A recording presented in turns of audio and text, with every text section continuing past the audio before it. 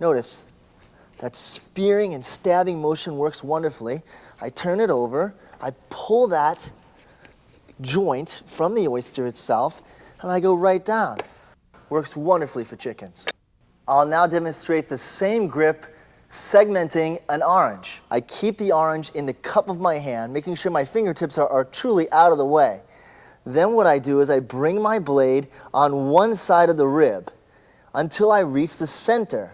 Then what I do is I take it on the other side of the segment and I repeat the same procedure until the rib pops right out. Now remember, this technique can be utilized for lemons, limes, tangerines, grapefruits, and oranges because all citrus is constructed identically. The second grip is also widely used and is used mostly when cutting to the right. It's utilized with all 4 fingers on the handle and the thumb on top of the blade itself for precision and control. Now, it works wonderfully for medium-sized items such as this sole. I'm able to skin the sole with the same knife because it's a very small fillet. The third and final grip for the boning knife is when I have my hand back on the handle because I'm going to spin the knife. I come through with the tip of the blade and then I aim to the right. I bring my forefinger underneath to grab that fat and then I slide my knife all the way to the end of the beef. Now I lift that and then I continue to lift as I use a sawing motion to remove all that outer fat. And as I exit, I come up and making sure I come up with my elbow as well. So therefore, my forearm and my elbow are out of the way of the blade of the knife. Our next knife is the fillet knife. The fillet knife is identical to the boning knife except it has a longer blade. This makes it ideal for filleting medium-sized fish and meats. Now the grip is identical to the boning knife and watch how effective it is on this rockfish. I come underneath the back of the head with the blade of the knife using an angle to maximize yield. Again, I come down to cut through the belly and then grab that with my thumb so that I make sure I don't cut through that. I then come to the top and then I spin my knife downward and make sure I fillet the entire snapper fillet. Skinning it becomes very easy as well. Remember, I bring that to the back of my board, I go in with a slight incision, I hold that down, and then I wiggle as I wiggle my knife in an opposite direction motion. And there we have skinning and filleting our snapper. This fillet knife works great for cutting meats, especially fillets of beef, lamb, or pork. Look how easily it goes through the meat, and I love that long blade, which gives me a tremendous amount of power and force.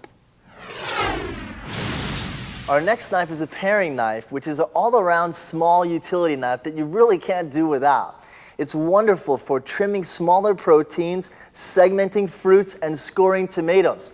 The grip is almost identical to the boning knife grip, where you have your index finger on top, the thumb on the handle and the bolster parallel to the shaft of the blade, and the 3 fingers underneath on the handle. You have complete control. Examine how effective it is on these tomatoes. Coring, and also scoring for blanching and peeling. It also works great for segmenting small citrus such as limes. Remember, same principle on all citrus. One side of the rib, the other side of the rib, I go to the center and my knife already automatically stops. I go to the other side and this segment comes right out. The second grip works great for peeling potatoes and sweet potatoes and yams. What you do is you square off your potato. Now, I hold my potato in my thumb and my index finger and my middle finger, and then I come around having my 3 fingers on the handle and then my index finger around the blade, and I use my thumb on the other side of the product, and I just come right underneath the skin using a semicircular motion.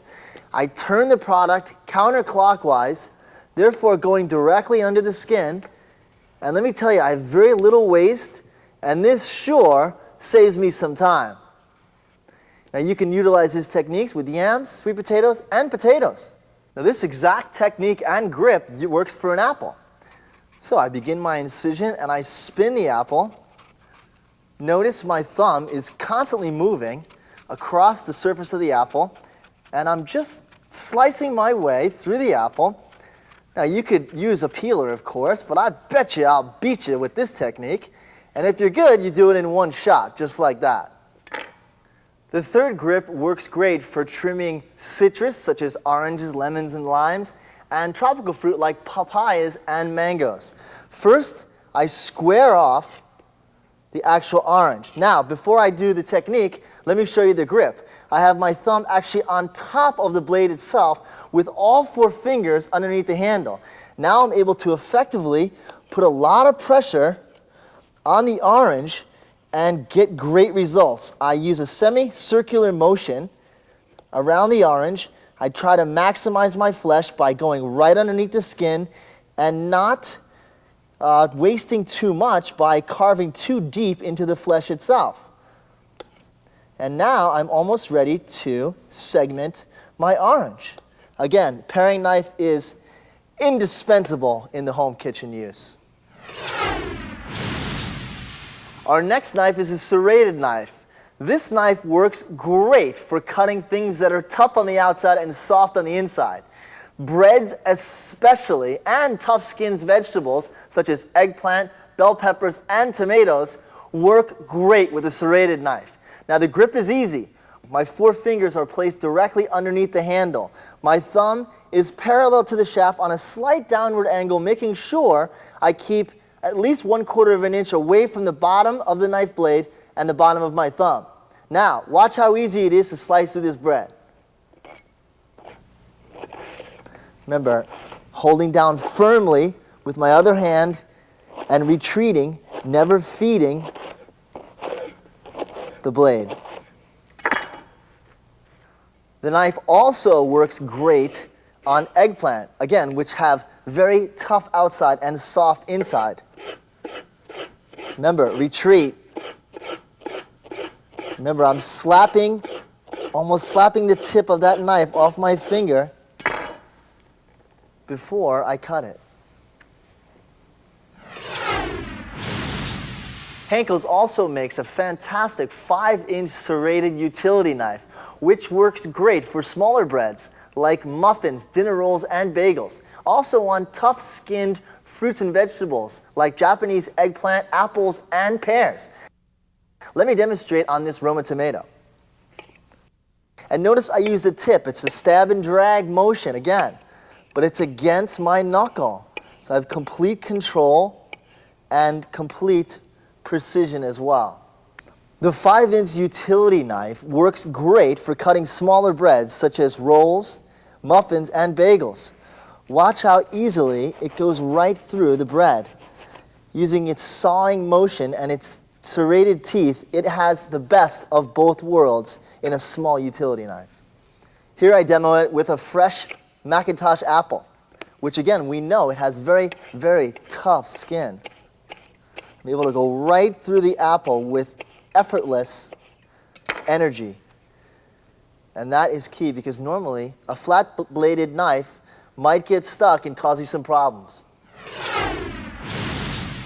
The next knife is the cleaver. Generally, there's 2 different types of cleavers. A heavy blade for bone chopping and a thin one for mincing, slicing, and cutting fruits and vegetables on the bias. This is the thin one which works wonderfully for those techniques. Now, the grip is identical to the chef's knife. I have my 3 fingers underneath. I have my thumb basically parallel to the blade itself on a slight downward angle. And then, of course, I have my index finger bent at the top knuckle with the 2 knuckles straight at the bottom. The thin cleaver works great for stir fries when cutting on the bias. Using the tip of the blade, you'll see the complete control I have. And again, using the same techniques, always retreating with my fingers, using those knuckles, and having complete control of the blade. Here we have our second type of cleaver, which is the dense, heavy cleaver used for chopping bones. Now, bones are the foundation for all soups, stocks, and stews. And it's vital that you use them to get the most flavor out of your bases. Now, most of the time when you get bones, you get them whole. Therefore,